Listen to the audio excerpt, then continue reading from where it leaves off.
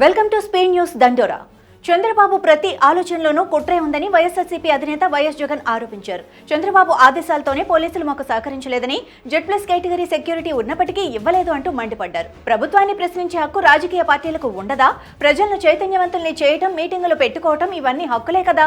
మరి రాజకీయ పార్టీకి ఉండాల్సిన మౌలిక హక్కులు 40 ఏళ్ల రాజకీయ అనుభవం ఉన్న చంద్రబాబుకు తెలీదా అంటూ ప్రశ్నించారు. ఉప్పల్లో ఎలివేటెడ్ కారిడార్ పనులను తెలంగాణ రోడ్లు భవనాల శాఖ మంత్రి కోమటిరెడ్డి వెంకటరెడ్డి పరిశీలించారు. 2017లో ప్రారంభమైన ఉప్పల్ నారాపల్లి ఎలివేటెడ్ కారిడార్ పనులు కొన్నేళ్లుగా నిలిచిపోగా నిర్మాణ పనులు అర్ధంతరంగా ఆపేయడంతో వాహనదారులు ఇబ్బందులకు గురవుతున్నారు.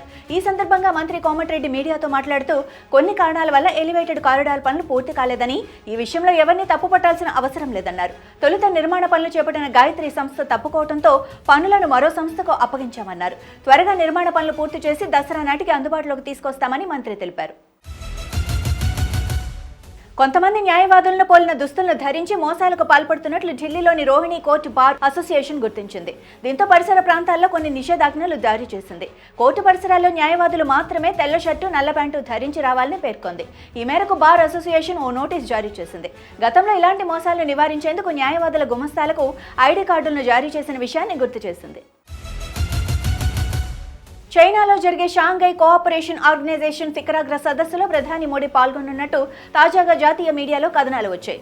లద్దాఖ్ సరిహద్దులో సైనికుల మధ్య ఘర్షణ తర్వాత ఇరు దేశాల మధ్య సంబంధాలు దెబ్బతినగా ఈ సంఘటన తర్వాత మోడీ చైనా వెళ్లలేదు. అయితే తాజాగా భారత్ చైనా సంబంధాలు మెరుగుపడుతుండటంతో మోడీ చైనాలో పర్యటించి చైనా అధ్యక్షుడు జిన్పింగ్తో ద్వైపాక్షిక చర్చలు జరిపే అవకాశం ఉన్నట్లు సమాచారం.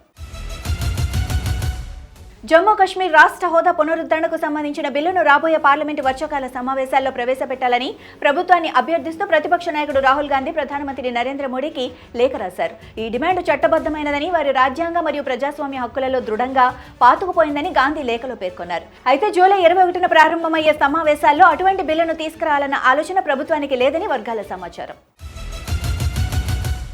కర్ణాటకలో ఈస్టర్న్ బెంగళూరులో రౌడీ షీటర్ బిక్లు శివ హత్య కలకలం రేపుతోంది. మంగళవారం రాత్రి మోటార్ సైకిల్పై వచ్చిన 4 వ్యక్తులు కత్తులతో శివపై దాడి చేసి హత్య చేశారు. శివ తల్లి ఫిర్యాదు మేరకు బీజేపీ ఎమ్మెల్యే భైరతి బసవరాజుతో పాటు 5గురిపై కేసు నమోదైంది. ప్రాపర్టీ వివాదమే హత్యకు కారణంగా అనుమానిస్తున్నారు. బీజేపీ ఎమ్మెల్యే రెచ్చగొట్టడం వల్ల నిందితులు రౌడీని హత్య చేసినట్లు తెలుస్తోంది.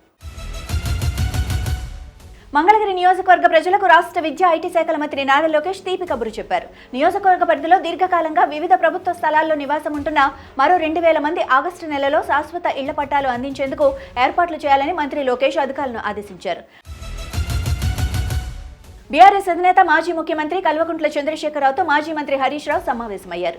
గోదావరి బనకచెర్ల ప్రాజెక్టును కేంద్ర జలశక్తి మంత్రిత్వ శాఖ ముఖ్యమంత్రుల సమావేశం ఎజెండాలో చేర్చిన నేపథ్యంలో ఈ భేటీలో చర్చించే అవకాశం ఉండగా, తెలంగాణ సర్కార్ ఇప్పటికే బనకచెర్ల ప్రాజెక్టును ఎజెండా నుంచి తొలగించాలని కేంద్ర ప్రభుత్వానికి లేఖ రాసింది. బీఆర్ఎస్ పార్టీ అయితే బనకచెర్ల ప్రాజెక్టును తీవ్రంగా వ్యతిరేకిస్తూ ఈ ప్రాజెక్టు ఆంధ్రప్రదేశ్కు అనుకూలంగా ఉందని విమర్శలు గుప్పించింది.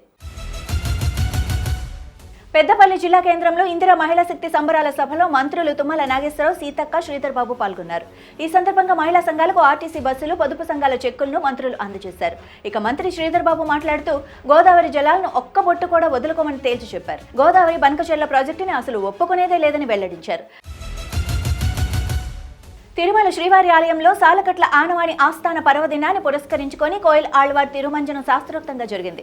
ఈ సందర్భంగా ఆలయం వెలుపల TTD chairman Shri BR Naidu, అదనపు ఈవో శ్రీ సిహెచ్ వెంకయ్య చౌదరిలతో కలిసి ఈవో శ్రీ జె శ్యామలరావు మీడియాతో మాట్లాడుతూ సంవత్సరంలో 4 సార్లు అనగా ఉగాది, ఆరవాణి ఆస్థానం, బ్రహ్మోత్సవాలు, వైకుంఠ ఏకాదశి పర్వదినాల ముందు వచ్చే మంగళవారం కోయిల్ ఆళ్వార్ తిరుమంజనం నిర్వహించడం ఆనవాయితీగా వస్తోందన్నారు.